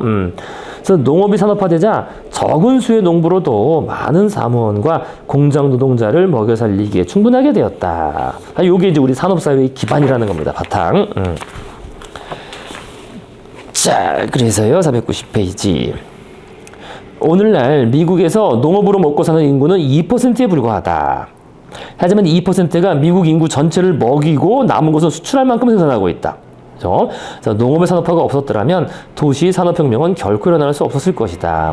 그러니까 지난 시간에 나왔지만은 미국 아메리카 식민지 자체가 그거를 공급하기 위한 식량 창고였다 그랬잖아요. 노예, 그죠? 노예들한테 아프리카에서 잡아온 노예들, 사탕수수 농장의 노예들한테 식량을 공급하기 위해서 그 미국같이 넓은 땅의 농장이 필요했는데 이제는 산업화가 돼가 나니까 이게 확 줄은 거죠. 그죠? 어쨌든 그것이 포인트 되는 문장입니다. 다시 읽자면요. 그러니까 농업의 산업화가 없었다면 도시의 산업혁명은 결코 일어날 수 없을 것이다. 이게 이제 맞는 얘기예요. 이게. 그래서 공장과 사무실에서 일할 사람이 부족했을 것이기 때문에 다 농사 져야 되니까. 그죠? 그러니까 이제 농사를 지을 필요가 없으니까 다 시골에서 도시로 오는 거 아니겠어요? 그죠? 그래서 공장과 사무실은 농업에서 풀려난 수십억 명의 손과 두뇌를 흡수해서 전대미문의 생산물을 본물처럼 쏟아내기 시작했다. 그래서 오늘날 인류는 과거 어느 때보다 많은 양의 철강과 의류를 만들고 구조물을 세운다. 더불어 과거에는 상상할 수 없었던 무수한 제품을 만들어낸다. 전구, 휴대전화, 카메라, 식기세척기 등등. 그래서 인류 역사상 처음으로, 정말 처음이죠. 공급이 수요를 넘어선 것. 그래서 언제나 물건이 부족했는데 이 물건이 부족하지가 않죠. 넘어서기 시작했다. 그러면서 완전히 새로운 종류의 문제가 생겼다. 누가 이 모든 물건을 구매할 것인가? 그래서 저도 가끔 우리 애기 엄마랑 가끔 우리 애기 뭐 보다가 저거 싸대 저거 사야 돼 그러면 제가 항상 하는 말이 있어요.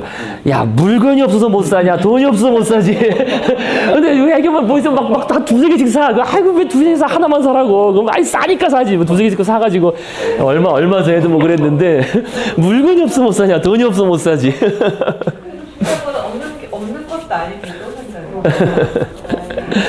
없어서 못 사는 것도 아닌데. 네, 그러니까 돈이 없어 못 사는 거지.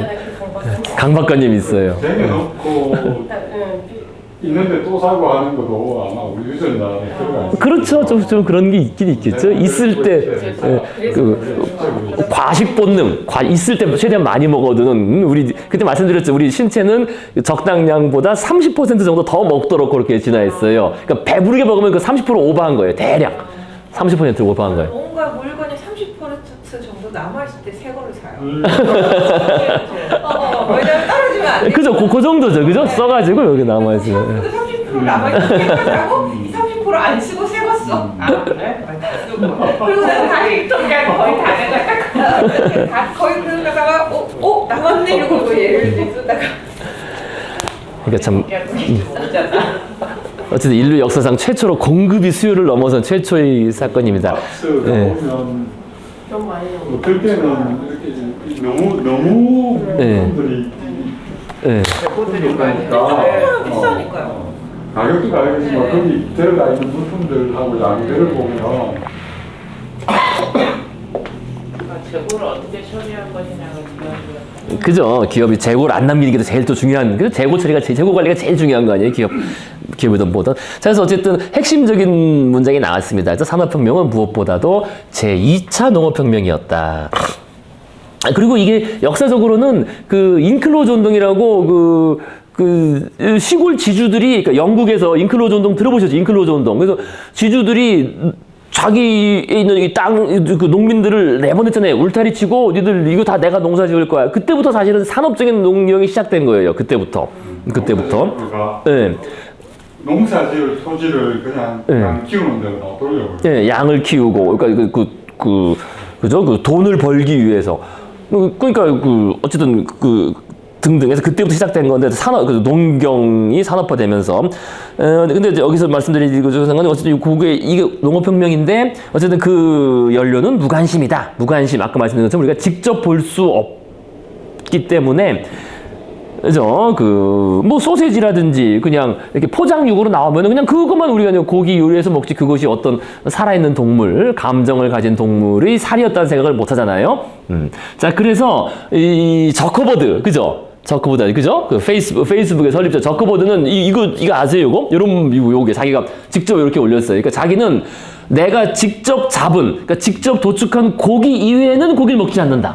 그러니까 자기는 채식주의자는 아닌데, 이제 이걸 말하는 거야, 이런 식으로. 그러니까 내가 직접 길러서 먹는다는 거예요. 실제로 직접 길러요. 그리고 닭이나 이런 거 길러가지고 자기가 잡은 사진도 막 올리고, 닭 잡아서 먹는다, 이런 식으로. 그죠? 그러니까 우리는 고기를 먹기 위해 동물이 죽는다는 걸 쉽게 잊어버린다. 왜냐면 직접 안 보니까. 그러니까 나는 그 사실을 잊지 않기 위해 도축을 시작했다. 그죠? 내가 직접 길러서 내가 죽여서 이제 먹는다. 그러면 뭐 양도 제한될 것이고 또 그만큼 또 이 저크보드 그 취미기도 하고 그렇습니다. 요 얘기예요. 고기만 그래요? 식물도 키우는데요? 식물도 키우는데 그죠? 모르겠어요. 식물 모르겠습니다. 어쨌든 뭐 그렇게 한가할지 모르겠는데 지금 그 메타 지금 망해가지고 지금 막 주가 폭락해서 어쨌든 그렇습니다. 그래서 뭐죠? 요 얘기에 그 연결된 얘기가 그죠? 어쨌든 그 동식물이 겪는 고통과 더불어서 우리가 자주 잊는 사실. 아까 물에 대해서도 말씀드렸지만 사실 이것도 마찬가지. 우리가 먹는 것도 정말 엄청나게 싸게 공급받고 있는 거예요. 지금 이런 시대가 없었죠. 이렇게 인구가 많은데 이걸 다 먹여 살린다는 게.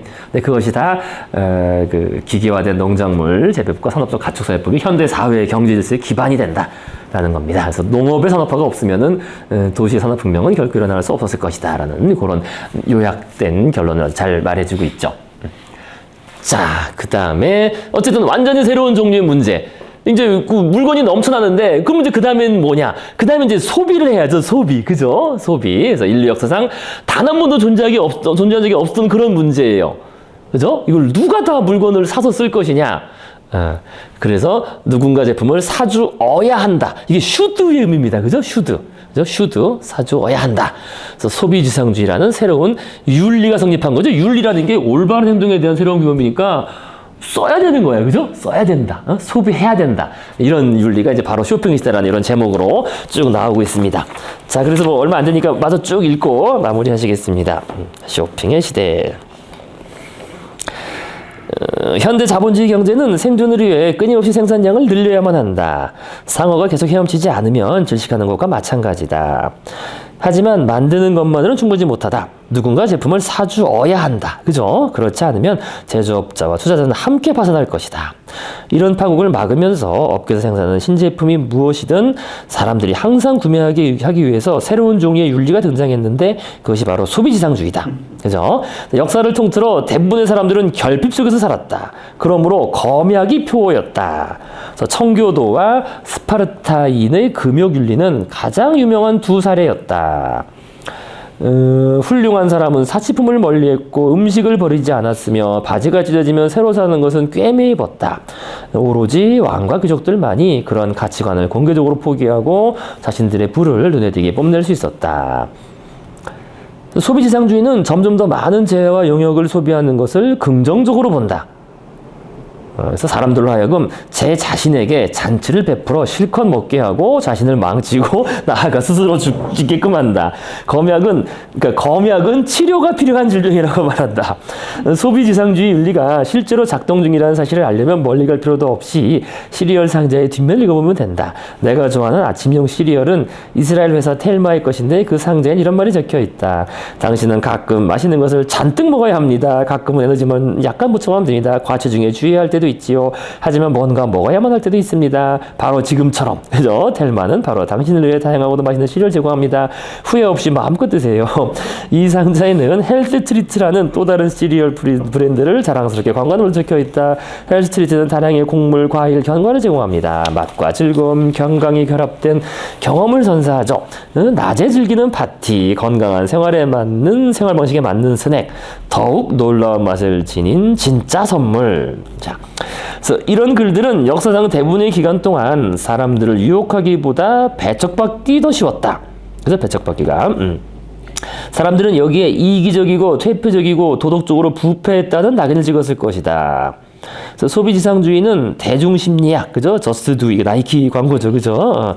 의 도움을 받아 사람들에게 탐닉은 당신에게 좋은 것이며 검약은 스스로를 억압하는 것이라고 설득하려 무진장했었다. 설득은 먹혔다. 이제 우리는 모두가 훌륭한 소비자다. 우리는 실제로 필요하지 않은 상품들을 무수히 사들인다. 어제까지만 해도 존재하는 줄도 몰랐던 것들을 말이다. 제조업자들은 일부러 수명이 짧은 상품들을 고안하고, 그죠? 이미 완벽하게 소비하기에 만족스러운 제품을 불필요하게 갱신하건 새 모델을 발명한다. 이것은 유행을 따르려면 반드시 사야 하는 물건이다. 쇼핑은 인기 있는 소일거리가 되었으며 소비재는 가족, 배우자, 친구 관계의 핵심 매개물이 되었다. 크리스마스 같은 종교 휴일은 쇼핑 축제가 되었다. 그죠? 크리스마스 세일 이렇게 하죠. 그죠? 미국의 경우 심지어 현충일도 마찬가지다. 원래는 순국선열을 추모하는 경건한 날이었지만 이제는 특별 세일을 하는 기회가 되었다. 대부분의 사람들은 이날을 기념하기 위해 쇼핑을 하러 가는데 어쩌면 자유를 수호했던 사람들의 죽음이 헛되지 않았다는 사실을 증명하기 위해서 그러는 것일지도 모르겠다. 소비지상주의 윤리가 꽃피웠다는 사실은 식품시장에서 가장 분명히 드러난다. 전통 농업사회는 굶주림이라는 무시무시한 그늘 속에 살았다. 오늘날의 풍요사회에서 건강에 가장 심각한 문제는 비만인데 그 폐에는 가난한 사람들이 그죠? 이들은 햄버거와 피자를 잔뜩 먹는다. 부자들보다 이들은 유기농 샐러드와 과일 스무디를 먹는다. 훨씬 더 심각하게 입는다. 미국 사람들이 해마다 다이어트를 위해 소비하는 돈은 나머지 세상의 배고픈 사람들 모두를 먹여 살리고도 남는 액수다. 그래서 비만은 소비 지상주의 이중승리다. 사람들은 너무 많이 먹고 적게 먹으면 경제가 주술 테니 다이어트 제품을 산다. 경제성장의 이중으로 기하는 것이다. 그죠? 그 병주고 약주고 그죠? 자, 그 소비지상주의 윤리와 사업가의 자본주의 윤리를 어떻게 일치시킬 수 있을까? 후자에 따르면 이유는 낭비되어서는 안 되고 생산을 위해 재투자되어야 하는데 말이다. 답은 간단하다. 과거에도 그랬듯이 오늘날 엘리트와 대중 사이에는 노동의 분업이 존재한다. 중세 유럽의 귀족들은 값비싼 사치품에 돈을 흥청망청 썼지만 농부들은 한 푼 한 푼 아끼면서 검소하게 살았다. 오늘날은 상황이 역전되었다. 부자는 자산과 투자물을 극히 조심스럽게 관리하는 데 반해 그만큼 잘 살지 못하는 사람들은 빚을 내서 정말로 필요하지도 않은 자동차와 TV를 산다.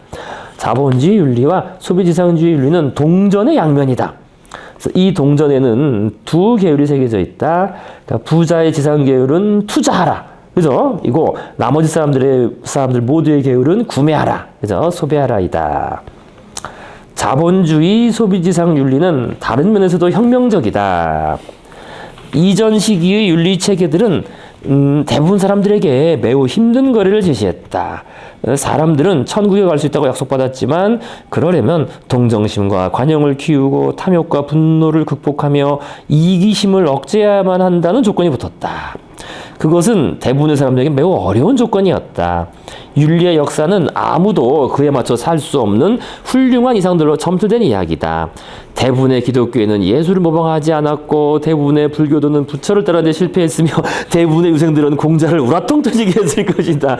그죠? 옛날 그죠? 유교나 기독교나 다 그죠? 가난하게 검약하게 이기심을 억제하고 탐욕 부리지 말고 그렇게 얘기했는데 그게 사실 지키기 어려웠던 거죠. 이와 대조적으로 오늘날 대부분의 사람들은 자본주의, 소비지상주의 이념을 성공적으로 준수하며 살아간다. 새로운 윤리가 천국을 약속하는 대신 내놓은 조건은 부자는 계속 탐욕스러움을 유지한 채 더 많은 돈을 버는데 시간을 소비할 것. 그리고 대중은 갈망과 열정의 고삐를 풀어놓고 점점 더 많은 것을 구매할 것이다. 이것은 그 신자들이 요청받은 그대로를 실제로 행하는 역사상 최초의 종교다. 그죠? 기독교, 불교, 유교 다 실패했는데 최초로 신자들이 그대로 한다는 거예요. 그렇지만 우리가 그 대가로 정말 천국을 얻게 되리라는 것을 어떻게 알 수 있을까?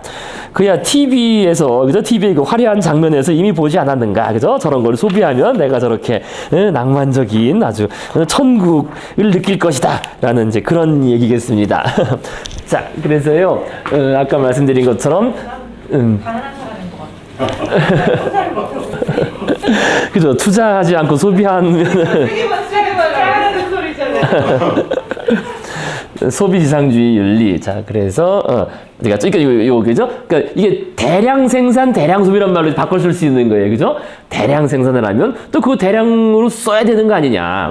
그러니까 요 대량 생산, 대량 소비 시스템은 부자의 윤리는 투자하라고, 그죠? 투자해서 대량 생산하고 나머지 사람들의 계율은 구매하라, 소비하는 거죠, 그죠? 그래서 이 두 가지가 결국 결합돼 있다. 하나 가지고는 부족하죠. 대량 생산만 하면 뭐 하겠어요, 그죠? 대량 소비도 해야 되니까요. 그래서 대량 생산, 대량 소비. 그래서 자본주의 윤리가 곧 소비지상주의 윤리가 동전의 양면이다라는 그런 얘기가 되겠습니다. 자, 그래서요, 요건 이제 앞에 나왔던 얘기인데요. 그러니까 이거를 하게 하기 위해서는 그러니까 이걸 구매하게 하기 위해서는 우리가 욕망을 자극해야 되는데 욕망은 이제 그때 말씀드린 것처럼 굳이 나누자면 크게 보면은 둘로 나눌 수 있습니다. 둘로. 하나는 뭐냐면은 하나는 사회적 욕망이에요. 그죠? 아까도 말했지만 뭐 유행 이런 거. 그죠? 뭐 핸드폰 뭐 안 바꿔도 되는데 이거 지금 뭐 안 하면 유행에 뒤처지는 것처럼 이렇게 얘기하면서 사회적으로. 그죠? 사회적 욕망. 그래서 명품 뭐 이런 거. 그죠? 명품이나 자동차도 계속 뭐 진급했으니까 자동차 바꿔야지 뭐 이런 식으로. 그죠? 해서 끊임없이 그 바꾸는 그 사회적 욕망을 자극하는 것. 그것에 대해서 이제 앞에서 많이 말씀드렸고요. 이제 또 하나는 중독이에요, 중독.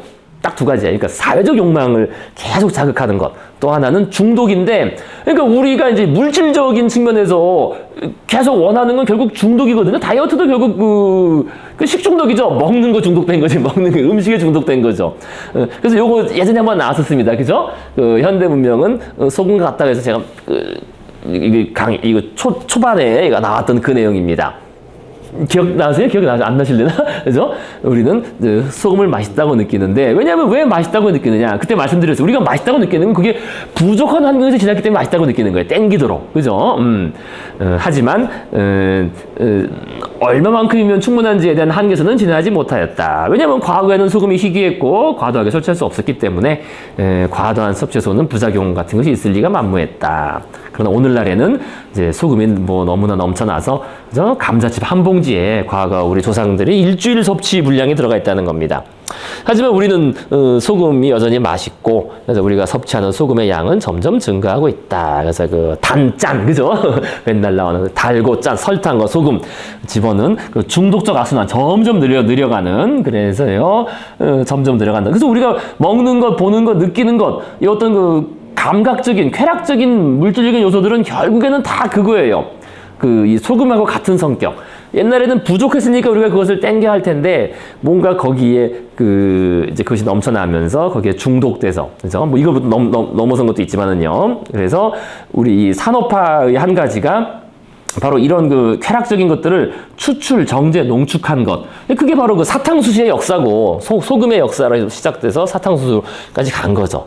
그죠? 그래서 우리 기술 산업혁명이나 기술적 성취 중 많은 것들이 우리의 쾌락을 추출하고 농축하고 정제해서 그죠? 설탕과 소금 덩어리를 이제 중독시키는 그죠? 그것이 어쨌든 그것이 그 생물학적 대량 소비, 대량 생산, 대량 소비, 생물학적 바탕 중에 하나다. 우리의 그 메커니즘 자체가 진화 메커니즘이 이런 중독에 빠지기 쉽게 되어 있다는 그런 얘기겠습니다. 요거 그때 말씀드렸죠. 그래서 오늘은 여기까지 이렇게 하시겠습니다. 그래서 사회적 욕망, 그다음에 물질적 욕망. 자, 여기까지 하시고요. 이제 다음번엔 이제 18장 하시겠습니다. 자, 수고들 많으셨습니다.